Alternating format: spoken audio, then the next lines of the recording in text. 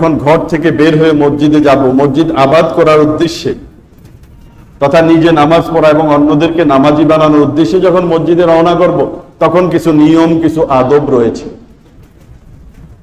সেই নিয়ম আর আদবগুলো কি?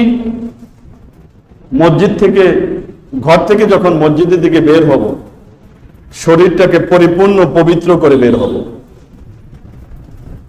আরেকটা বিষয় হলো যে শরীর, যে আমরা শরীরের যে পোশাক পরিচ্ছদ রয়েছে সেগুলোকে পবিত্র করব। এটা একটা আদব মসজিদে বের হওয়ার। মসজিদ আবাদ করার জন্য বের হতে এই শরীর যেমন পবিত্র করে বের হব, মসজিদ আবাদ করার জন্য কাপড় চোপড় পরিষ্কার করে বের হব। পরিষ্কার অর্থাৎ পরিষ্কার কাপড় চোপড় পরে বের হব। আরেকটা আদব, আরেকটা নিয়ম হলো ঘর থেকে ওযু করে বের হব।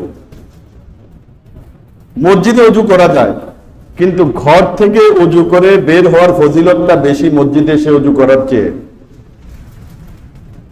হাদিসের মধ্যে আছে, যারা ঘর থেকে ওযু করে নামাজ পড়ার জন্য মসজিদে যাবে এবং মসজিদে গিয়ে নামাজের অপেক্ষা করবে, যতক্ষণ সে মসজিদের মধ্যে থাকবে ততক্ষণ তার আমলনামার মধ্যে নামাজের সওয়াব লেখা হতে থাকবে।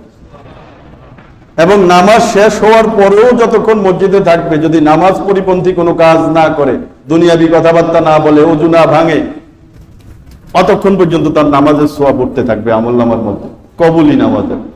তো মসজিদ থেকে যখন মসজিদ আবাদ করার জন্য, নামাজ পড়ার জন্য ঘর থেকে বের হব, ওযু করে বের হব। এবং রাস্তা দিয়ে চলার সময় অহেতুক, অনর্থক হাসি তামাশা, ক্রীড়া কৌতুক এগুলো করব না। এটা একটা আদব। এবং চলার পথে দোয়া করা, হাদিসের মধ্যে বর্ণিত দোয়া আছে, আল্লাহুম্মা জাআল ফি কলবি নূরা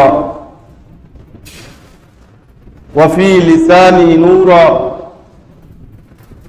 ওয়াজআল ফি সামঈ নূরা ওয়াজআল ফি বাসারি নূরা ওয়াজআল মিন খালফি নূরা ওয়া মিন আমামি নূরা ওয়াজআল মিন ফাওকি নূরা ওয়াজআল মিন তাহতি নূরা। এই দোয়াগুলো যারা পারি পড়তে থাকবো, না পারি দোয়া করতে করতে মসজিদের দিকে আসবো। এবং রাস্তার চলার যে আদবগুলো রয়েছে, রাস্তার মধ্যে কষ্টদায়ক বস্তু থাকলে সরায় দেওয়া, রাস্তার ডান পাশ দিয়ে চলা, সালাম দেওয়া, সালামের উত্তর নেওয়া, সৎ কাজের আদেশ করা, অসৎ কাজ থেকে নিষেধ করা, পথ হারানো ব্যক্তিদেরকে পথের সন্ধান দিয়ে দেওয়া, রাস্তায় চলার যে আদবগুলো আছে সেগুলো রক্ষা করা।